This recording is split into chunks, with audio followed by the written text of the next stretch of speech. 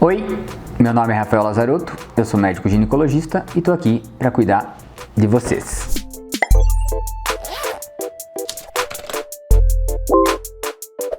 Então hoje, gente, a gente vai falar de um assunto que ele é bem peculiar, é um problema não só de saúde pública local, mas é de uma pandemia. Então a gente vai falar um pouquinho sobre o tão temido coronavírus.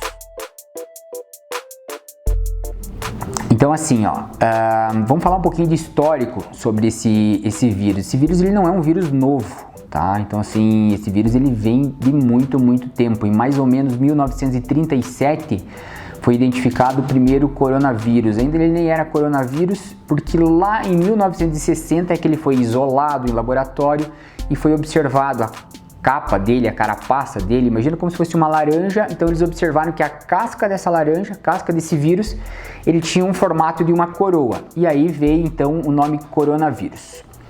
Um outro dado interessante é que até em 2019, ou seja, até o finalzinho de 2019, novembro de 2019, eram conhecidos 6 tipos de coronavírus, sendo que o principal deles aí, que tinha uma causa de mortalidade um pouquinho acentuada, teve uma epidemia lá em 2003, foi o SARS-CoV, que é o que causou bastante mortes na época. E lá em dezembro de 2019, então, quase um mês depois, descobriu-se o 7º coronavírus, e esse que a gente tem agora chamado SARS-CoV-2. Esse foi então, foi descoberto lá na China. A gente já tem todo esse histórico. Foi descoberto lá, causou uma grande epidemia na China e depois, consequentemente, espalhou-se para o mundo todo, tá? Então hoje a gente tem 7 tipos de coronavírus, sendo que esse nosso último é o SARS-CoV número 2, ou COVID-2. Então, uma grande dúvida hoje, pensando-se em coronavírus, é o que é grupo de risco, o que não é grupo de risco, e hoje eu vou falar especificamente das gestantes. Então vamos falar um pouquinho sobre gestação, parto e Covid-19, tá? Se você estiver aí pensando assim, ai meu Deus, eu acho que o parto, eu não vou poder ter parto porque eu tenho medo do coronavírus, eu tenho que ter cesárea, e quanto tempo que eu vou ficar internado? Ai meu Deus, eu vou ficar internado no hospital e será que tem coronavírus rolando dentro do hospital ou não? Então assim, os dados eles são atualizados, óbvio que eles são totalmente atualizados. Existe um viés de diagnóstico, claro, por falta de material para diagnóstico. Mas se a gente for pensar hoje assim, posso ter parto com essa história toda de coronavírus? Claro que pode. Coronavírus não é igual a cesariana, tá? Não pensem nisso, não fiquem preocupadas com isso.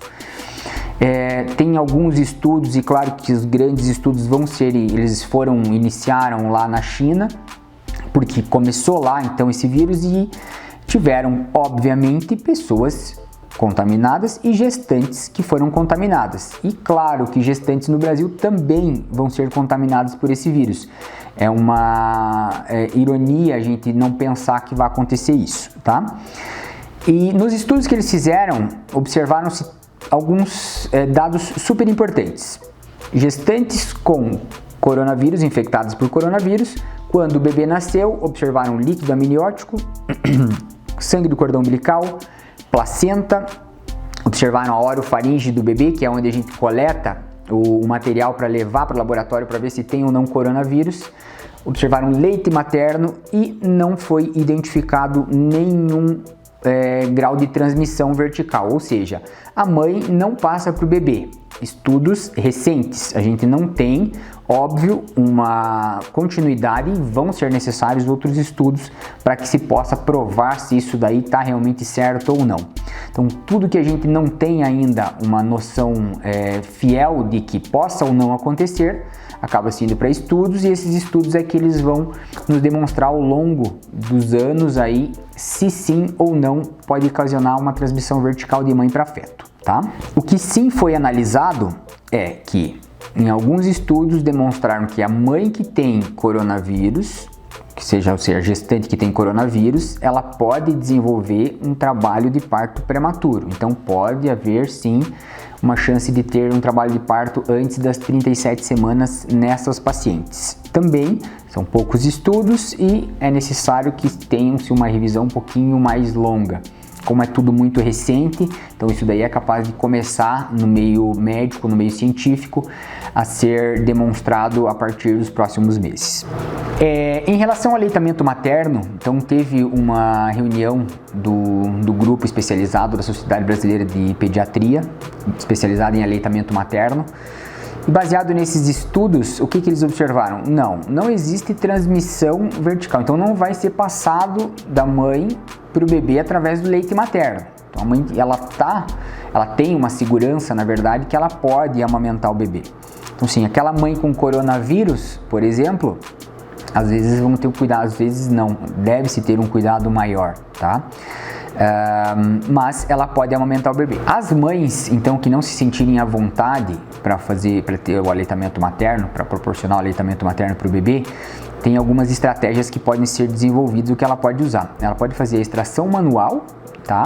Então, desse leite materno, ou ela pode pegar aquelas bombas extratoras e depois tentar de tudo não oferecer em mamadeira, tá? Tentem oferecer na xícara, no copinho ou na colher. Isso daí também estimula com que a criança não perca aquele reflexo de sucção e depois ela não queira o peito, porque é muito mais fácil mamar na mamadeira, óbvio, do que no peito, no seio materno, tá? O que sim, antes de amamentar, a gente precisa medidas de higiene como qualquer pessoa. Lavar bem as mãos e usar máscara, tá?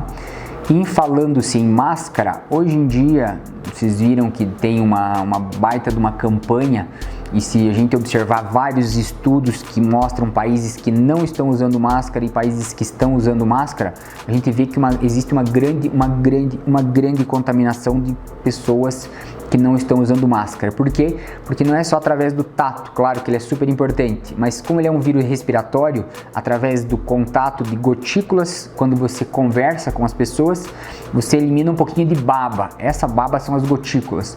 Então você pode estar transmitindo uma grande carga viral através disso. Então a máscara, ela vai te ajudar muito, tá?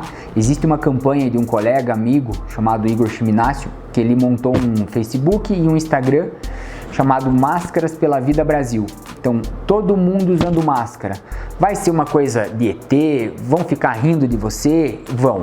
A máscara, ela não vai impedir você de pegar o vírus, mas ela vai estar impedindo você de transmitir, porque ela consegue barrar todas essas gotículas, ou a grande parte dessas gotículas que você eliminaria se não estivesse usando nada de proteção. Então ela é uma barreira extremamente útil, uma barreira que ela deve ser usada, tá? Então eu quero reforçar muito nisso. Não é só lavagem de mão, não é só isolamento social, você precisa usar máscara. Todo mundo usando máscara, a população inteira usando máscara, tá?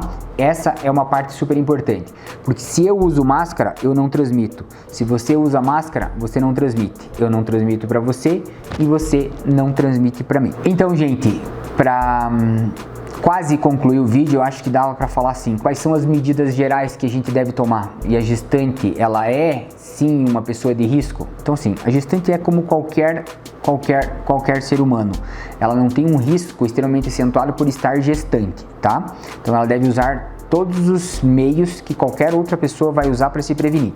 Lavagem de mãos, tentar usar máscara, não ficar em meios aglomerados, tá? As consultas médicas, as gestantes de final de trimestre vão ter que ir, porque isso daí faz parte do segmento gestacional, mas se você conseguir falar com o teu médico através de qualquer meio social, seja pelo WhatsApp, que agora a gente tem uma liberação para essa medicina, para essa telemedicina, então isso daí agora está favorecendo mais. Isso evita que você saia também para aglomeros sociais, tá?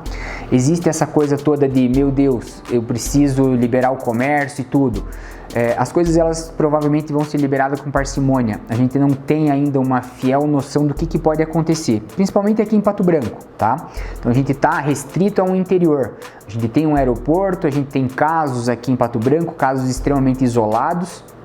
Então isso daí nos traz uma tranquilidade, mas se a gente for pensar como era antes, que era apenas uma epidemia lá na China e a gente não estava preocupado com isso, essa epidemia foi tomando conta do mundo todo, chegou a São Paulo, a gente teve casos de óbito aqui pertinho, Cascavel, Então assim, é bem importante que a gente saiba que as coisas elas podem chegar até a gente não pode menosprezar, tá? Uma outra coisa super importante em relação a higienizar a mão com álcool gel. Lembrem, álcool gel ele é inflamável, então cuidem com o álcool gel perto do fogo, cuidem com colocar as mãos de vocês perto do fogo, porque isso daí pode ser lesivo e te causar às vezes queimaduras, tá bom? Espero que vocês tenham entendido esse recado, é um recado de orientação, é super importante e a gente vai ver com alguns outros vídeos que podem estar lá na nossa rede social, tanto no Facebook, como no Instagram, como lá no nosso YouTube, tá bom? Se cuidem, um beijo e até a próxima!